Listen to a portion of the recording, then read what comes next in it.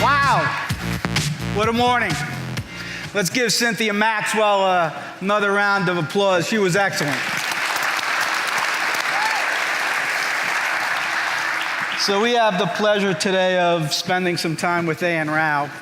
He's the Senior Vice President of the Cognizant Academy, and him and his team are responsible for the learning strategies, technology, and partnerships that provide the learning journey for over 250,000 team members at Cognizant. Just think about that scale. 250,000 associates that need to be reskilled over at Cognizant, and the Cognizant Academy is playing a big role in that. And A.N. has a long history and career in high-growth businesses in the area of IT, manufacturing, IT excellence, shared services, and someone with his background has worked exclusively in very large multinational corporations, so he understands the complexities of what it takes to drive learning at scale. And for reference, Cognizant has been on this journey with Pluralsight for the past 4 years.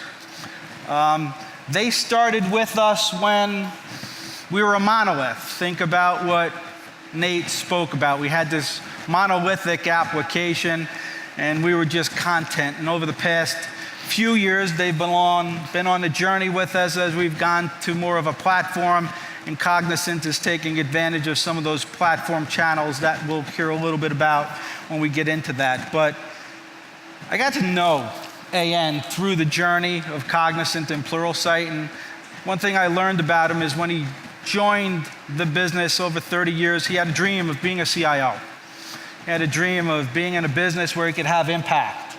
And it's really been humbling to see him move his career now into the Cognizant Academy, because he wants to see that impact on the 250,000 associates over at Cognizant. So, and that's really driven by the CEO of Cognizant. If you think about culture and what it means to keep pace with the technological change, the culture is coming from Frank, or also known as Francis de Sosa, sure, the CEO of Cognizant. And the number one thing on Frank's mind every night he goes to bed is, how do I provide the tools and the skills to the 260,000 employees at Cognizant so they can enable our customers to pivot to the digital transformation? And A.N. sort of stepped into that role.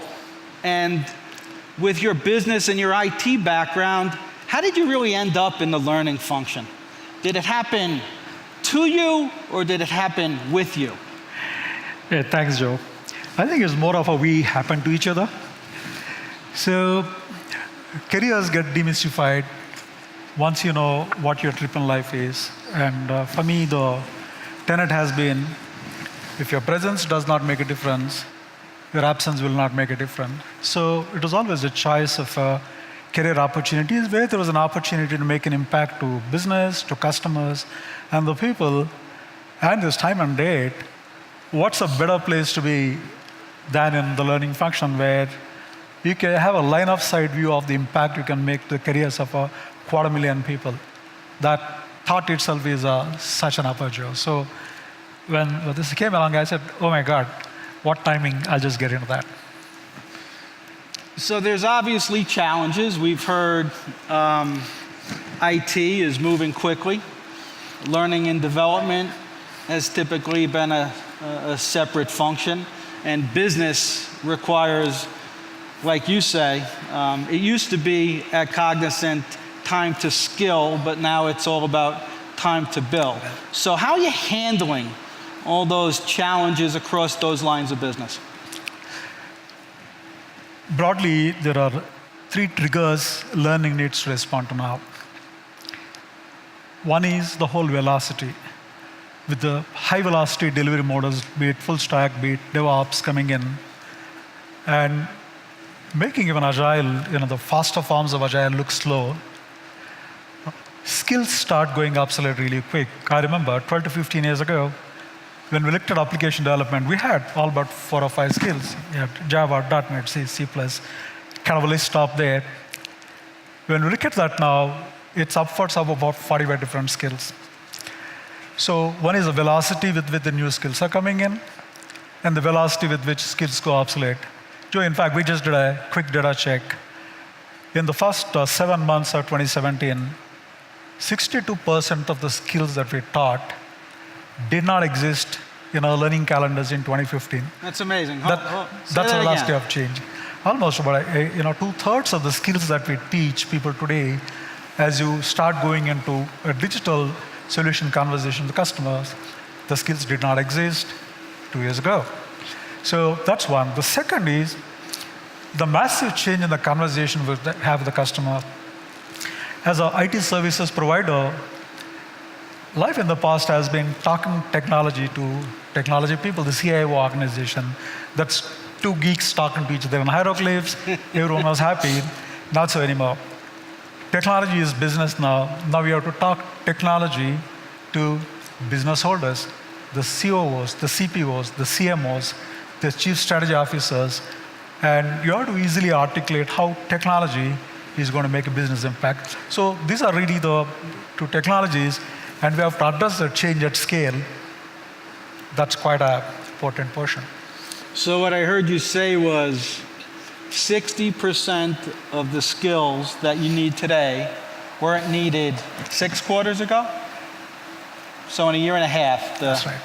the pace of change has accelerated quite a bit. That's right. So that being said, you're responsible for upskilling and training 280,000 people? That's right. So you clearly need to get these people billing as quickly as possible.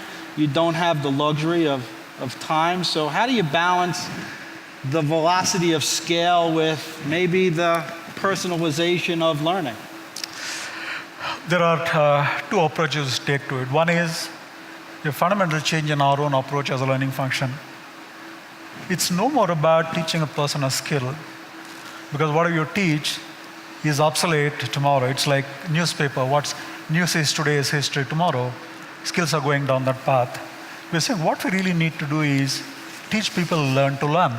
So for the learning function, we said, look, our vision really is to accelerate learning agility. How do we teach people to unlearn, be detached about past skills, learn the new skills, and be able to deploy them at speed into production environment?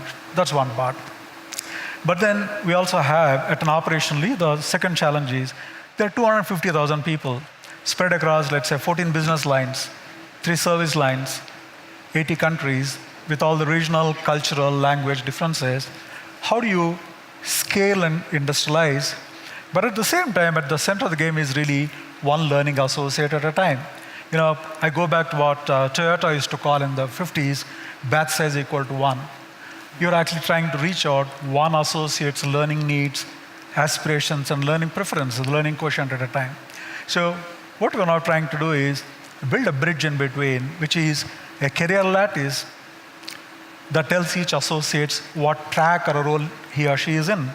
Are you a software developer? Are you an application architect? Are you a system administrator? And then each role, with the role skill matrix, we create a learning channel, which is personalized, which kind of covers about 70-80% of what you need to be fit for today's role and what we say ready for tomorrow's role. And then on top of that, you add adjacencies to make the learning complete. So the bridge between scaling 250,000 people learning with the rapidity and going personal. It's not personalization anymore, it's personal for an association. So learning channels is what connects the two. So I love that one of the goals of the Cognizant Academy is to create that culture, learn to learn. That's right. And the takeaway for me around being able to industrialize learning for 250,000 associates or so also needs to be tied to the personalization of that. Absolutely. So can you maybe just talk a little bit about how Pluralsight is helping you in that journey? We have started this, I would say, about 4 or 5 months ago. identified 16 channels.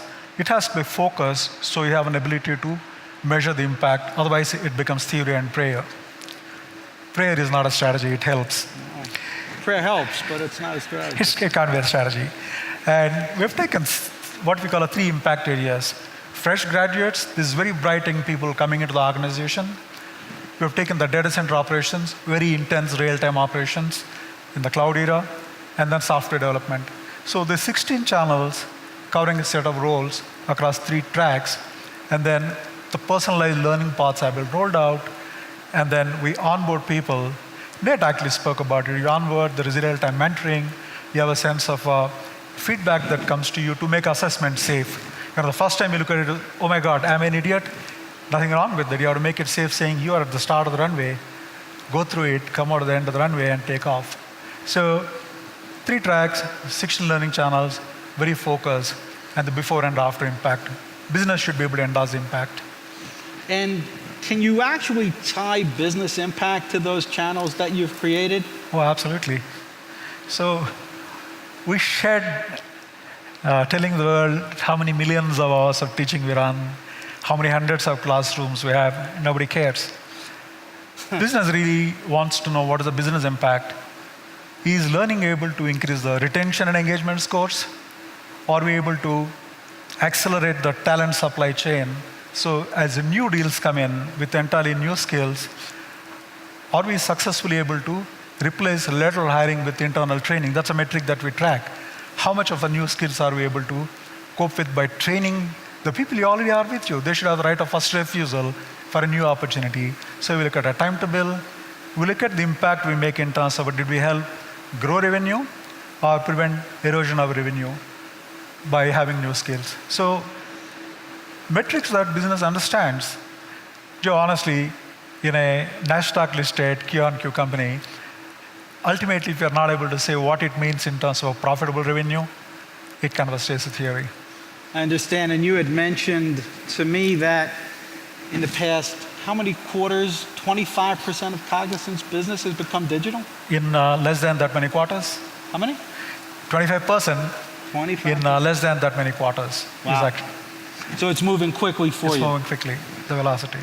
So I think one of the things that Cognizant's done very well along the journey has been open to the Pluralsight team and sharing the business problems, needs, and goals. And our services organization and our pre-sales and consulting organization have really been in there helping mapping our curriculum and our content into those channels. And they're really seeing a very, very quick return on investment. And I know Nate talked a lot about that in his presentation, but for those who haven't yet found Mike or Isaac, that would probably be a good thing to do, because what we care about here at Pluralsight is making sure that you get business value, and we help you grow your business with everything that you do with us, and making sure we know what's important to you, just like we understand what's important to Cognizant, will actually help you create that culture of learning across your organization. So we've got another minute or so. How are you enjoying the conference? Oh, it's been brilliant. I was just telling Aaron in the morning, saying the production quality, attention to detail, and empathy really reflects the quality of the organization. So it's awesome. Give a big hand to the whole organization. It's been a... Well, Joe, as I see it, it's a huge change at high velocity that we're going through. So we look for a right term to name that. So we launched this concept of a Gen A. So the learning today is not based on when you are born, silent generation, the baby boomer, XYZ.